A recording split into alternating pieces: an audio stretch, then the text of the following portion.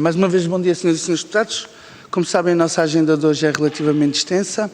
Em primeiro lugar, eu gostaria de dar as boas-vindas e agradecer a presença do Sr. Dr. Marco Rebelo, Secretário-Geral do Ambiente e, por inerência de funções, Diretor do Fundo Ambiental. Como sabem, estas audições têm uma grelha que já é conhecida de todos, mas voltarei a relembrar. O grupo parlamentar requerente tem 3 minutos para a apresentação do requerimento desta audição.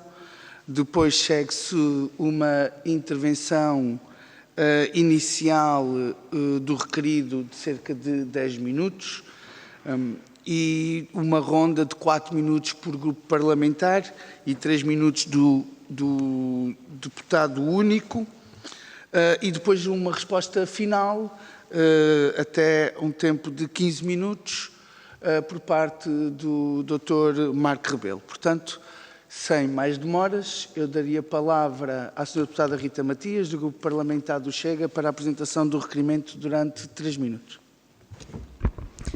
Muito obrigada, Sr. Presidente. Cumprimento a si, cumprimento as senhoras e os senhores deputados, cumprimento também o Sr. Diretor do Fundo Ambiental, Dr. Marco António Rebelo, agradecendo a possibilidade de aqui estar a prestar esclarecimentos e deixando como primeira nota de que o Grupo Parlamentar do Chega tinha apresentado este requerimento no dia 21 de junho, que por sua vez foi aprovado dia 3 de julho, e estamos aqui envolvidos quase 6 meses, o que é manifestamente um atraso que, em certa medida, se pode equiparar aos atrasos sucessivos no Fundo Ambiental. Permita-me uma primeira nota também para dizer qual o interesse do Chega nesta matéria. Liberais e libertários acreditam que impostos são um esquema muito bem montado para o Estado, muito mal montado para os cidadãos. E não há esquema mais interessante do que impostos ambientais, porque criamos um grande problema global, temos todos um compromisso único, aliás, acho que ninguém quer um mundo pior, ninguém quer viver num mundo que não seja sustentável e por isto parece uma boa causa para arrecadar dinheiro para o Estado. O problema passa mesmo pela incapacidade de escrutinar de que forma é que estes impostos são aplicados e neste sentido o Fundo Ambiental é muito pouco transparente, apesar das várias promessas de que seria transparente. E acima de tudo transformou-se num símbolo da incompetência na gestão pública. Sabemos que há milhares de portugueses que vivem hoje no presente uma incerteza e acima de tudo um sentimento de traição por parte do próprio Estado, em especial por parte do Programa de Eficiência Energética, que ia ser então um alicerce, um pilar para a transição ambiental, mas na verdade tornou-se um desastre administrativo, aliás mais um de muitos que o nosso Estado gordo e pesado foi acumulando, porque pelo menos aquilo que sabemos é que há 80 mil candidaturas pendentes, ou seja, famílias e empresas que confiaram na palavra do Estado, que investiram do seu próprio bolso, que tinham uma expectativa de reembolso e de apoio que não se traduziu em absolutamente nada, pelo menos por agora. Como se não bastasse, ao longo destes 6 meses, o Governo, percebendo que existia este requerimento do Grupo Parlamentar do Chega, anunciou há pouco tempo um reforço de 60 milhões de euros para reforçar o Programa de Eficiência Energética. Parece-me algo curioso, porque uma vez mais atiramos apenas dinheiro para problemas que são, em primeiro lugar, burocráticos e de incapacidade do Estado de dar resposta. E, portanto, para nós, parece-nos que este dinheiro surge tarde, não temos certezas de que possa vir a ser bem usado e, acima de tudo, perguntamos onde é que esteve este dinheiro antes? Porque é que este dinheiro não se materializou na vida dos empresários e dos cidadãos que deram um passo de confiança na palavra do Estado, mas cujo Estado não soube honrar essa sua palavra. E, portanto, as primeiras perguntas para o Sr. Diretor, reconhecendo também que está em funções há pouco tempo e que herdou também uma herança muito pesada por parte do Partido Socialista, que é perito em deixar burocracia asfixiante e impostos que não se materializam em nada na vida dos cidadãos, queremos perguntar se a transição energética para si vai continuar a ser também uma promessa vazia e, acima de tudo, de que forma é que vamos criar mecanismos de transparência para o Fundo Ambiental e como é que vamos honrar os compromissos assumidos. De forma muito simples, para quando vamos garantir que os cidadãos são ressarcidos de uma promessa que o Estado não soube cumprir. Muito obrigada. Muito obrigado, Sra. Deputada. Dava agora a palavra ao Sr. Dr. Marco António Rebelo para a sua intervenção inicial. Dispõe de 10 minutos. Muito obrigado. Bom dia, Sr. Presidente, senhoras e senhores deputados.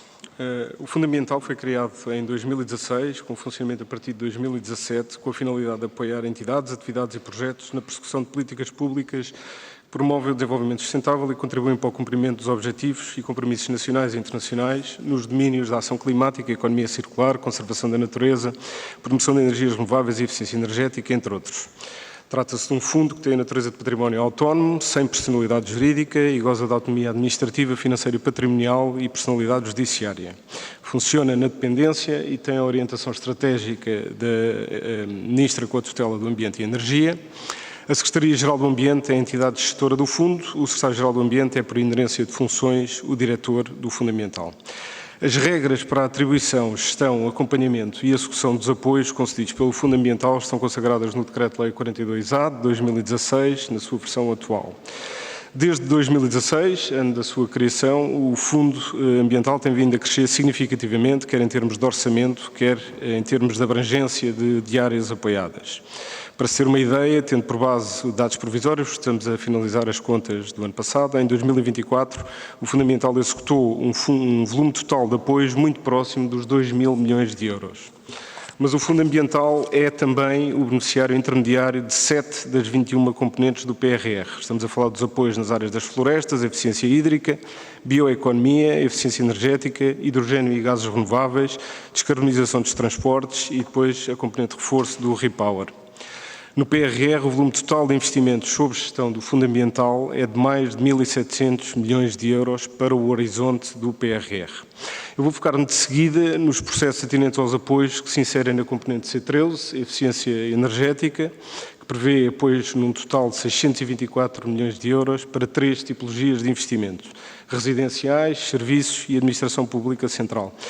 Concretamente, abordarei os processos referidos no requerimento apresentado pelos senhores deputados do Grupo Parlamentar do Chega, designadamente o Programa de Apoio a Edifícios Mais Sustentáveis, o PAES, e o Apoio à Renovação e Aumento do Desempenho Energético dos Edifícios de Serviços, o Apoio de Serviços. O Programa de Apoio a Edifícios Mais Sustentáveis de 2023, portanto o aviso de 2023, tem como objetivo o financiamento de medidas que conduzam, em média, a pelo menos 30% de redução no consumo de energia primária nos edifícios intervencionados. Para este efeito, apoiaram-se candidaturas com 5 tipologias de intervenção, desde as janelas à instalação de sistemas de produção a partir de fontes renováveis, enfim, entre outros que posso detalhar se assim entenderem.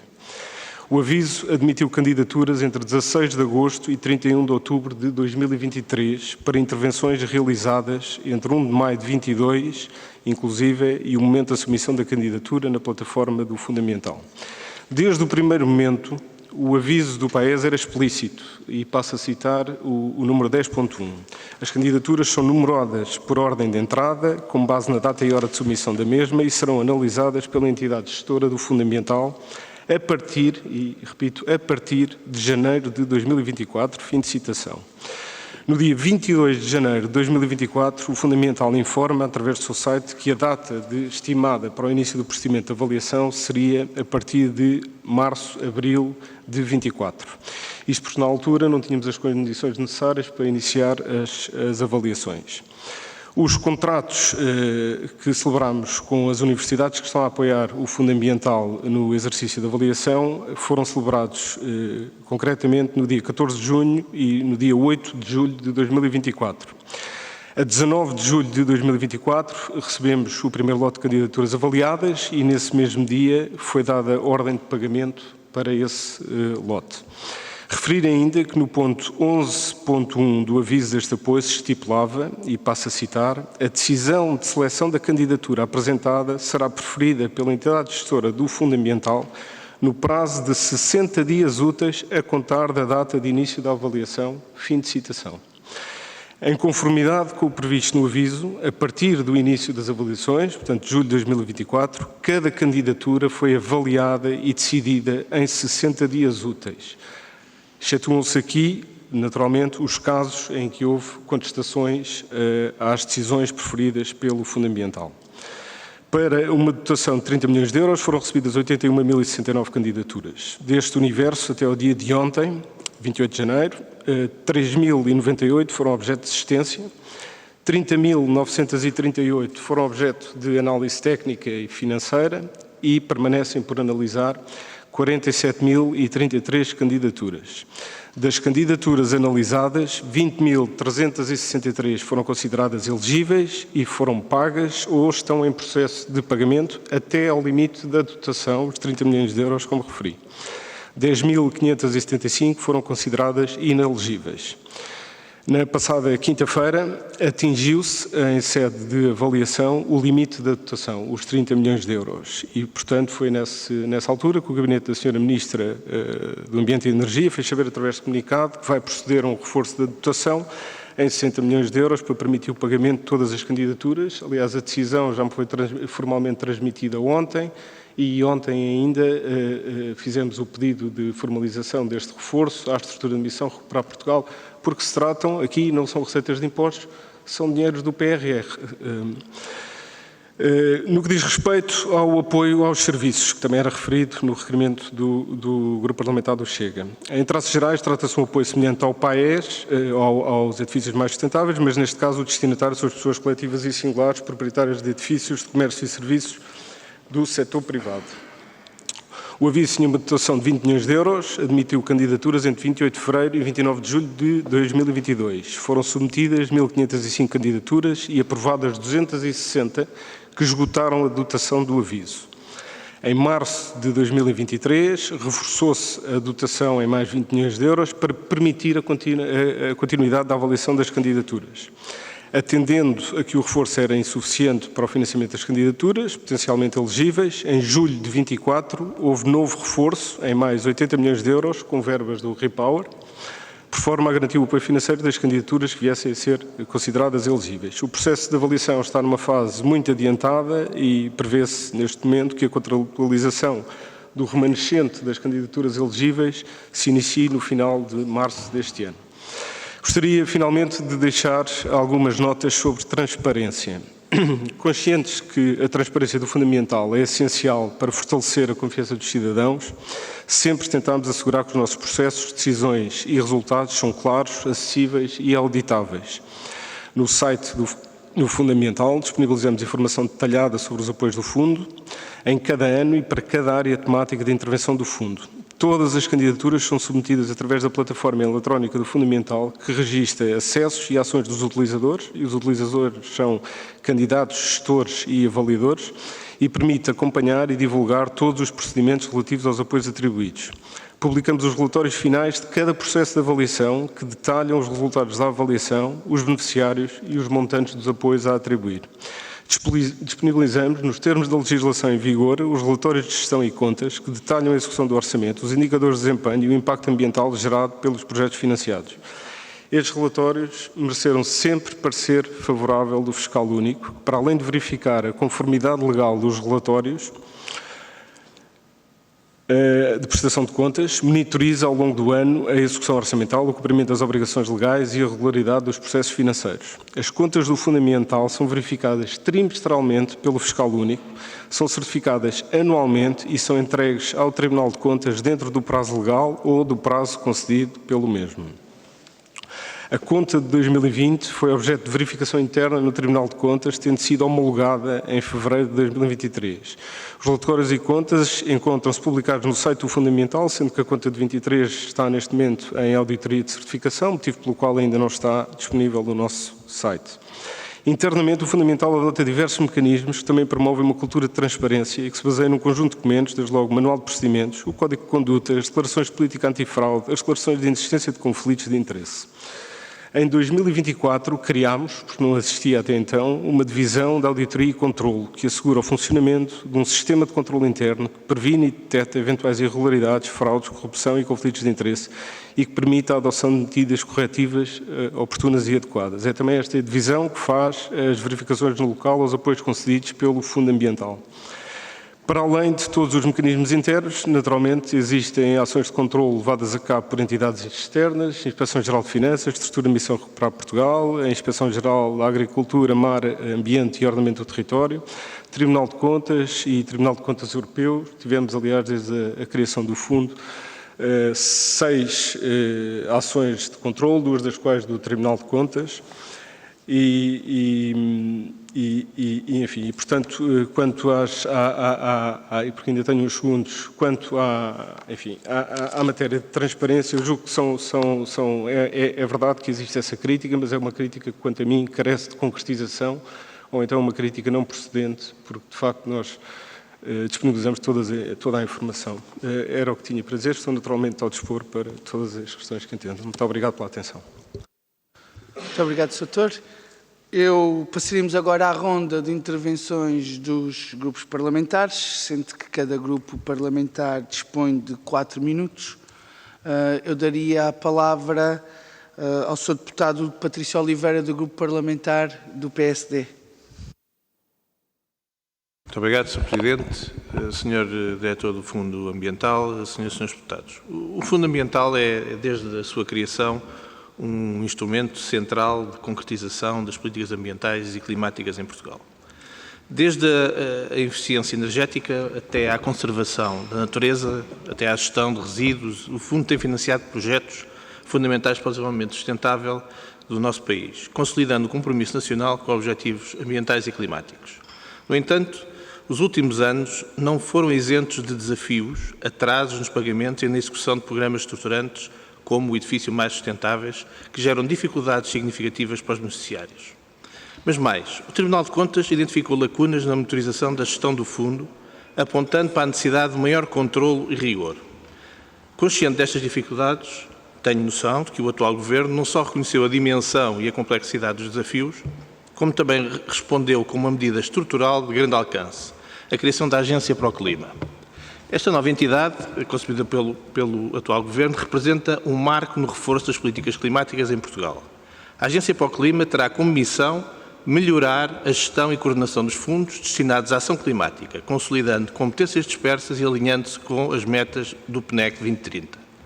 Este avanço sublinha o compromisso do Governo com o reforço das instituições, abrindo uma nova etapa da resposta climática nacional.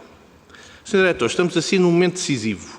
A transição de competências do Fundamental para a Agência para o Clima é uma oportunidade única para corrigir processos, aumentar a eficiência na execução dos fundos e fortalecer a confiança dos cidadãos nas políticas públicas ambientais. Neste contexto, coloco-lhe as seguintes questões. Como é que está a ser articulada a transição de competências entre o Fundo Ambiental e a Agência para o Clima? E que garantias existem que este processo ocorrerá sem interrupções dos projetos em curso? De que forma é que esta nova entidade reforça a capacidade técnica e administrativa, assegurando o cumprimento das metas nacionais e europeias? E tendo em conta o ponto da situação do Programa Edifícios Mais Sustentáveis, que aqui nos fez e muito bem, ainda assim questiono que medidas estão a ser tomadas para resolver os atrasos. E se percebi bem o reforço dos 5 milhões que foi anunciado, pergunto-lhe se cobre todas as candidaturas que estão em condições de serem financiadas. Em termos de transparência, que também teve a oportunidade de nos dizer já alguma coisa sobre o mesmo, embora o tenha referido, eu reitero que medidas considera que são relevantes adotar, por forma a que os cidadãos possam acompanhar o estado das suas candidaturas de forma mais clara e acessível. Muito obrigado. Muito obrigado, Sr. Deputado. Agradecer-lhe a forma muito célere de ter usado o tempo. Agradecemos todos, até porque a nossa jornada vai ser longa. Eu daria agora a palavra ao Sr. Deputado Miguel Iglesias, do Grupo Parlamentar do PS,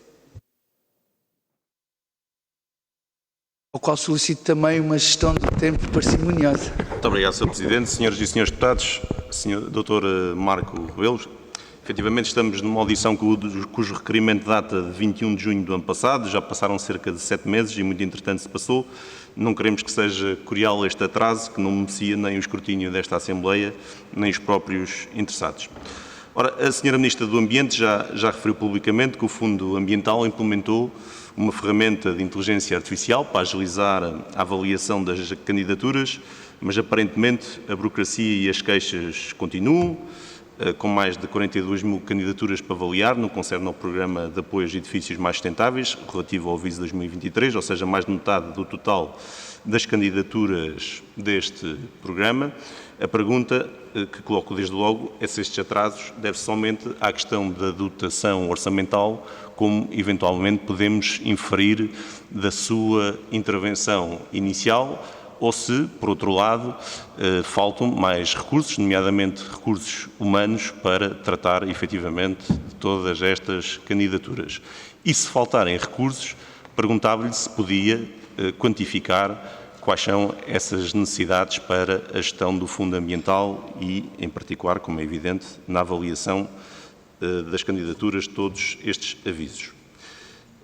Pergunto também concretamente qual é a função concreta desse software anunciado pela Sra. Ministra e o seu papel na avaliação final das candidaturas. Relativamente a outra matéria, o Grupo Parlamentar do Partido Socialista apresentou em sede de especialidade do Orçamento de Estado uma proposta para que o Fundo Ambiental continuasse a apoiar a substituição de janelas não eficientes da classe energética igual a mais, que não foi aprovada. O Programa de Apoio a Edifícios Mais Sustentáveis, independentemente dos atrasos nos processos, teve uma enorme adesão da população, isso é um facto, particularmente no que concerne à substituição dos equipamentos que já referi, pelo que se substituir este programa por outro com regras mais restritivas é algo que nos escapa à nossa compreensão, excetuando a vontade de mudar o que estava para trás, mesmo para pior. Pergunto ao Dr. Manuel Rebelo se considera que a estratégia de longo prazo de combate à pobreza energética lançada pelo anterior Governo está entre as prioridades governativas atuais, se teve alguma orientação política sobre esta matéria e se, em particular, as medidas de financiamento previstas e orçamentadas no Fundo Ambiental são suficientes para a sua plena execução e cumprimento das metas.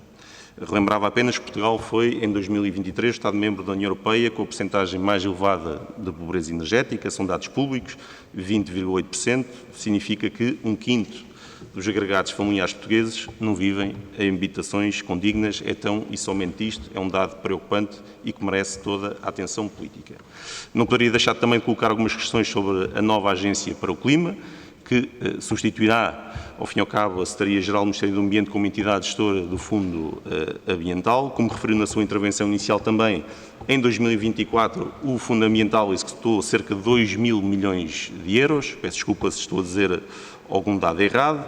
É naturalmente um instrumento de política pública fundamental para esta área.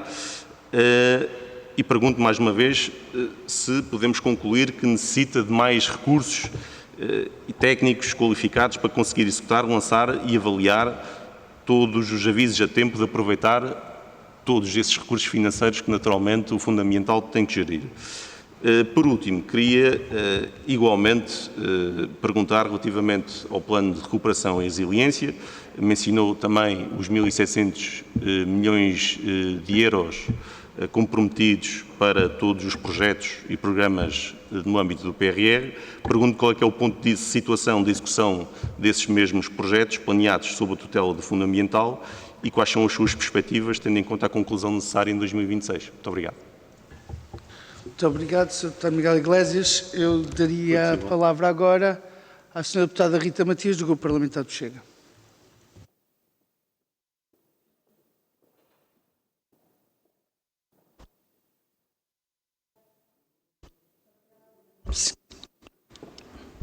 Ok, agora sim. Muito obrigada, Sr. Presidente.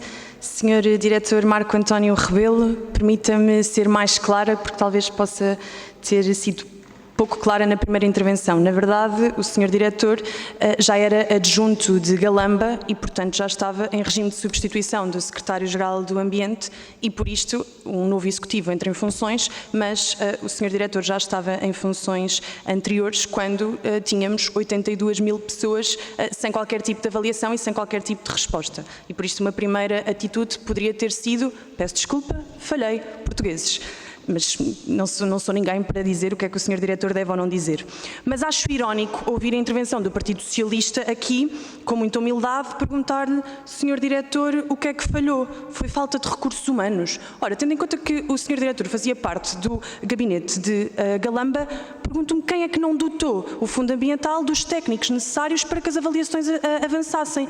Estou em crer que não terá sido o novo Executivo, e não me compete a mim fazer a defesa da honra do novo Executivo, tenho uma bancada para tal, mas acho que é algo caricato vermos que não só vêm com este ar muito aflito dizer que afinal não havia recursos, como ainda têm a ousadia de sobrecarregar um programa que já não está a funcionar e em sede de Orçamento de Estado propor a sua alargação.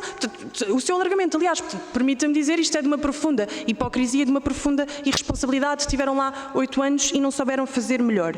Mas permita-me também então perguntar, em primeiro lugar, a que é que atribui essas 3.000 desistências? Em segundo lugar, quando é que vai dar real celeridade? Pelo que percebemos, cerca de 50% das candidaturas ainda não estão com um fim à vista e os portugueses continuam sem saber o que é que vai acontecer. Em relação ao reforço dos 60 milhões de euros, este reforço é necessário ou, como já está, é suficiente, aliás, ou como já está a ser noticiado, vamos andar de remendo em remendo até conseguir garantir que ninguém que concorra fica sem o apoio devido, desde que cumpra os critérios de elegibilidade.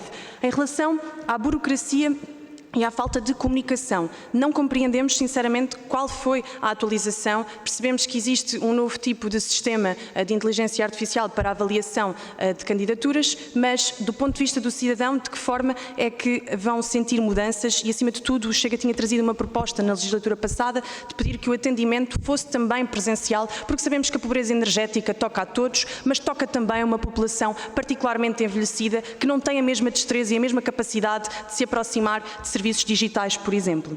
Em relação ao impacto nos beneficiários, há um preço nos atrasos. Nós sabemos que já há cidadãos no presente que tiveram investimentos avultados e que estão à espera deste reembolso. E por isto queremos perceber se algum beneficiário fez um investimento que não teve retorno e que por isto foi lesado pelo Estado português e depois se o Fundo Ambiental vai fazer um levantamento destes impactos financeiros e também emocionais para a vida dos cidadãos que ficaram frustrados com um Estado que uma vez mais mostrou que não funciona. Em relação à supervisão e às auditorias, nós sabemos que o Tribunal de Contas tem apontado falhas graves na gestão do fundo.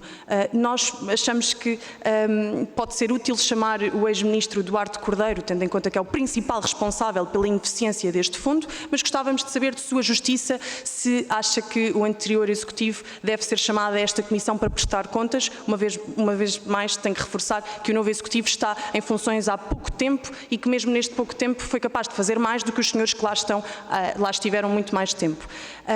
Em relação aos 60 milhões, na sua opinião, garante que este não foi um exercício apenas de má gestão do Partido Socialista e se sabe se vão existir auditorias externas para acompanhar a execução do programa daqui para a frente. Uma última pergunta. Sabemos que o Sr. Diretor está a liderar este Fundo Ambiental em regime de substituição. Considera que esta situação fragiliza a sua autoridade e a confiança na instituição? E já agora, como é que avalia a atuação do novo Ministério neste desígnio de tentar resolver problemas estruturais deste fundo? Concluo dizendo que agradeço a disponibilidade para prestar estas declarações, mas que esta audição não pode ser apenas um exercício de pedidos de desculpas e de promessas, tem que se materializar em qualquer coisa na vida dos portugueses. Obrigada. Obrigado, Sra. Deputada.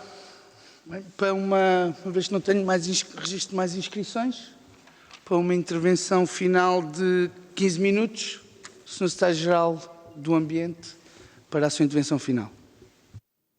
Muito obrigado, Sr. Presidente. Enfim, eu julgo que terei tempo suficiente para abordar as questões, se calhar pela ordem sequencial em que foram apresentadas. Portanto, Sr. Deputado Patrício Oliveira, julgo que tomei bem nota do caso. Enfim, eu julgo que referiu no início da sua intervenção que o Tribunal de Contas identificou lacunas na gestão do Fundamental e foi também referido agora pela Sra. Deputada Rita Matias. Bom, eu confesso que eu desconheço, se o Tribunal de Contas identificou essas lacunas, eu desconheço. O que eu sei é que o Tribunal de Contas efetuou 2 auditorias ao Fundo Ambiental, uma auditoria que decorreu entre junho de 2023 e setembro de 2024, uma auditoria técnica e financeira. Esta auditoria ainda não conhecemos o relatório preliminar sequer, portanto o Tribunal de Contas ainda não se pronunciou sobre a gestão do Fundo Ambiental. E, portanto, desse ponto de vista, enfim, é o que tenho a dizer. Relativamente à transição da gestão do Fundo Ambiental para a Agência para o Clima, o que é que está a ser feito e como é que está a ser articulada a transição de processos para evitar, enfim, quaisquer entropias na gestão e no curso dos processos do Fundo Ambiental. Bom, efetivamente a Agência para o Clima está criada desde o dia 1 de janeiro, foram publicados os diplomas. O que está em curso em paralelo é um processo de reforma da Administração Central do Estado que implica a fusão das Secretarias-Gerais dos diferentes ministérios, com algumas exceções, e que abrange também a Secretaria-Geral do Ambiente. E, portanto, há uma parte dos recursos humanos que atualmente estão afetos à Secretaria-Geral do Ambiente que transitarão para a nova Agência para o Clima. Este é um processo que está a ser conduzido pelo Governo e que eu desconheço o seu desfecho, mas que antecipo que as pessoas que neste momento no Fundo Ambiental acompanham o Fundo e tratam dos processos do Fundo Ambiental transitarão para a nova agência. Ainda não está nomeada a nova direção da Agência para o Clima e, portanto, a articulação, concretamente como é que os processos vão transitar, ainda não aconteceu porque as pessoas ainda não estão nomeadas e, portanto, eu não tenho com quem articular neste momento. O que é que está a ser feito para acelerar os processos do PAES? Vamos ver, eu insisto que do ponto de vista regulamentar, e o ponto de vista regulamentar é toda a legislação aplicável e o aviso do PAES, em rigor não há atrasos. Eu citei os 2 pontos do aviso que justificam porque é que não há atrasos. Portanto, o Fundo Ambiental não tinha um compromisso quanto à data de início das avaliações. As avaliações têm que ser feitas de forma sequencial por ordem de entrada, porque a dotação inicial não é suficiente para satisfazer todas as candidaturas. A avaliação, cada processo tem que ser avaliado e escrutinado com rigor relativamente àquilo que são as condições de elegibilidade, porque trata-se de dinheiros públicos, naturalmente, portanto tem que haver rigor na análise. Rigor na análise implica tempo. E o tempo demora. E, portanto, a partir do momento em que começaram a ser analisadas, todas as candidaturas foram analisadas num prazo de 60 dias, desde o momento de início da avaliação. É sequencial. Se me perguntar, é razoável as pessoas estarem à espera um ano? Não é, mas é a circunstância que nos encontramos, à luz dos contratos que estabelecemos com as universidades que nos estão a apoiar nesta matéria para avaliar as candidaturas. Estamos, sim, e julgo que também foi tocado noutro ponto, não abordarei mais à frente, abordo agora a questão da inteligência artificial, foi uma das soluções que encontramos para abreviar a análise das candidaturas. O que o processo da inteligência artificial está a fazer é, através da inteligência artificial, está a ser feita uma comparação entre os dados que são submetidos pelos candidatos manualmente, uma comparação com os mesmos dados que são submetidos em suporte documental e que isto era feito até este momento por humanos e a partir de agora passa a ser feito pela inteligência artificial e com isso vamos conseguir abreviar os tempos de análise de cada candidatura e por essa via seremos mais rápidos a avaliar. Os lotes, em vez de serem de X, são de mais candidaturas de cada vez, portanto é por essa via que vamos acelerar a análise das candidaturas. Medidas, também perguntou, julgo, o Sr. Deputado Patrício Oliveira, medidas para que os cidadãos tenham acesso à informação sobre o estado dos seus processos. Bom, nós temos, era uma coisa que não existia no passado também, um ponto de situação atualizado, enfim, em tempo real, sobre o estado global da avaliação das candidaturas e é essa a informação que podemos disponibilizar imediatamente e em suporte digital, não é? Porque relativamente a toda a informação das candidaturas individuais, abrange informação que contém dados pessoais e, portanto, essa não pode ser disponibilizada naturalmente a todos os cidadãos. passaria, enfim, correndo o risco de ter falhado alguma questão, mas passaria então para as questões do Sr. Deputado Miguel Iglesias. Se a dotação é motivo de atraso. Sr. Deputado, quando se iniciam as avaliações iniciam-se e continuam até ao limite da dotação. Não faz sentido porque cada avaliação tem um custo para o Estado. E, portanto, quando se chega ao limite da dotação, as candidaturas que estão por avaliar, suspende-se a avaliação das candidaturas. E, portanto, há um conjunto de candidaturas que ficam por avaliar, precisamente porque há um custo para o Estado relativamente à avaliação de cada candidatura. Quando há o reforço da dotação, a avaliação das candidaturas retoma e o processo continua novamente até ao limite da dotação. Portanto, sim, será um motivo de atraso nessa perspectiva. Se não houver reforço de dotação, obviamente, todos os cidadãos têm direito a conhecer, enfim, qual é que é o resultado deste processo. Mas então, nesse momento, comunica-se a todos os deputados que estão para além do limite da dotação, que a candidatura não é avaliada porque se excedeu ou porque se chegou ao limite da dotação. Quanto à questão dos recursos, enfim, aqui depende da perspectiva que se quer dar à coisa. Ou seja, se a decisão for por realizar estas avaliações internamente, obviamente que faltam recursos. Faltam recursos, efetivamente, e portanto aí tem que se fazer. Nós fizemos, enfim, submetemos um processo de pedido de reforço de recursos para todos os processos que têm a ver com PRR. Fizemos um pedido de reforço de recursos humanos, porque efetivamente temos uma equipa que é limitada. Eu julgo que são 47 pessoas, 23 das quais são contratos a termo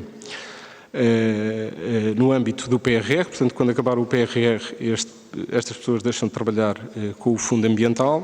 Portanto, o remanescente dos recursos exclusivamente afetos ao Fundo Ambiental serão 24 pessoas. Portanto, esses recursos não são suficientes para o volume de candidaturas e para o volume de investimentos que temos em mãos neste momento. Portanto, é que se fizermos o somatório olhando para o ano passado, 2 mil milhões mais 1.700 milhões, estamos a falar de 3.700 milhões de euros, e eu julgo que não haverá outra entidade, enfim, não o posso afirmar, mas é a minha sensação, é que não haverá outra entidade em Portugal que gira este volume de investimentos com os recursos que nós estamos a gerir. O papel concreto e o que faz a inteligência artificial, julgo que já procurei explicar. Relativamente à estratégia de longo prazo, não recebi qualquer orientação específica sobre esta matéria, mas julgo que também não deveria ter recebido. Nós não somos a entidade que tem a responsabilidade de executar a estratégia de longo prazo. O fundamental, como eu disse, é um instrumento financeiro, portanto, o que a Sra. Ministra faz a cada ano é publicar um despacho onde inscreve todos os apoios a conceder nesse âmbito, e ao Fundo Ambiental e ao diretor em concreto, cumpre executar aquilo que é inscrito em despacho. Se os apoios são suficientes ou insuficientes, Sr. Deputado, eu, quando olho para as estimativas que estão inscritas na estratégia de longo prazo, parece-me que são insuficientes, mas também não cabe ao Estado, julgo eu, financiar a totalidade da execução da estratégia de longo prazo. Não é? Portanto, há aqui um incentivo do Estado que até alavanca investimento privado, e, portanto, mas isto é uma opinião pessoal e que julgo que estará para além das minhas competências enquanto diretor de Fundo Ambiental. Ponto de situação de PRR e perspectivas de execução. Eu não quero aqui incorrer em nenhuma incorreção. Eu julgo que a nossa taxa de execução face àquilo que são os mais de 1.700 milhões de euros sobre nossa... Mas posso, enfim, confirmar estes dados mais tarde, mas julgo que andaremos à volta dos 17%, o que, aliás, não estará muito longe daquilo que é a taxa de execução global do PRR. As perspectivas de execução é mais difícil de lhe dar uma indicação, porque temos investimentos, por exemplo, como o hidrogênio e os gases renováveis, onde a incerteza é grande, apesar de já termos uma parte significativa dos contratos celebrados com beneficiários. Portanto, perspectivas de execução são de que este ano efetivamente teremos uma parte significativa da execução a acontecer, porque já não há muitos avisos a lançar, os contratos estão em curso e, portanto, a nossa expectativa é que aumente significativamente a taxa de execução durante o corrente ano. E, por fim, Sra. Deputada Rita Matias, efetivamente integrei o gabinete do Dr. João Galamba, integrei até 2 gabinetes do Dr. João Galamba, mas eu devo aqui esclarecer que o gabinete do Dr. João Galamba, enquanto era Secretário de Estado da Energia, nunca teve a tutela do Fundamental, portanto não tinha qualquer responsabilidade, nem tinha que dar qualquer orientação ao Fundamental, não era a sua tutela, a tutela permaneceu com o Sr. Ministro, sempre. E, portanto, não percebo a relação, confesso, mas pode-me estar, enfim, a escapar qualquer coisa. Relativamente à real celeridade do PAES, quando é que acontece, acredito, Sra. Deputada, se assim entender, é um esforço diário, e se há processo ao qual temos dedicado atenção e temos procurado abreviar os tempos de resposta do Fundamental, é o processo do PAES. Mas insisto, à luz daquilo que é o regulamento do PAES, não há um atraso real. Não há, esse atraso não existe. E convido, enfim, quem assim entender, a consultar o aviso e, concretamente, os pontos 10.1 e 11.1 desta edição do PAES. Relativamente ao atendimento presencial, pois, Sra. Deputada, não se pode, julgo eu, simultaneamente dizer que há excesso de recursos humanos e exigir atendimento presencial ao Fundamental. Enfim, o atendimento presencial, eu para ter uma ideia, aqui estamos a falar de 81.000 candidaturas. Na edição anterior do PAES tivemos 120.000 candidaturas. Naturalmente que estas candidaturas dão aso a muitas reclamações. E, efetivamente, o Fundamental não tem esse atendimento presencial. Enfim, seria uma opção, mas que implica também disponibilidade para ser feito e possivelmente recursos adicionais, possivelmente não, seguramente, isso afirmo sem qualquer sombra de dúvidas, seguramente implicaria recursos adicionais a trabalhar no Fundamental. Levantamento de impactos económicos, emocionais e financeiros. Bom, levantamento de impactos emocionais, confesso, não sei do que se trata. E impactos financeiros, eles não existem, Sra. Deputada, porque um candidato não é um beneficiário. Quem se candidata não tem, à partida, direito a este apoio. É preciso verificar se cumpre os requisitos de elegibilidade. É preciso que esteja dentro da dotação do apoio. E, portanto, não está em perspectiva desta direção do Fundamental efetuar qualquer levantamento deste tipo. Auditorias externas, Sra. Deputada, como disse há pouco, o Fundamental foi objeto de 6, 2 do Tribunal de Contas, uma da IGAMAOT, uma do Tribunal de Contas Europeu, uma de uma Direção-Geral, confesso não consigo precisar agora, da Comissão Europeia e, portanto, estamos sempre disponíveis e eu até agradeço que assim seja, porque acho que é positivo e elas devem acontecer, não só com o Fundamental, mas com qualquer entidade pública, julgo eu, e, portanto, nós... e, aliás, e pelo escrutínio desta Assembleia. O facto de estar em regime de substituição, Sra. Deputada, efetivamente, eu quando fui convidado para assumir funções, fui convidado pelo anterior Ministro, assumi as funções e depois abri um concurso. E eu concorri, efetivamente, a esse concurso. Sucede que o concurso não lhe foi dada continuidade porque a Secretaria-Geral entrou num processo de extinção, que, aliás, começou em janeiro deste ano. Ora, não faria sentido dar continuidade a esse concurso e não me diminui em nada. Aliás, é o que acontece habitualmente com estes processos em que é preciso assegurar a direção de uma entidade pública e o concurso ainda não aconteceu. Sra. Deputada, vai-me desculpar, mas eu não faço qualquer avaliação sobre o desempenho do Executivo anterior ou o atual. Isso é em sede de eleições, que eu julgo que essa avaliação é feita pelos eleitores. E dizer, finalmente, que, Srs. Deputados, eu compreendo que o requerimento tenha sido feito em julho, salvo erro, do ano passado.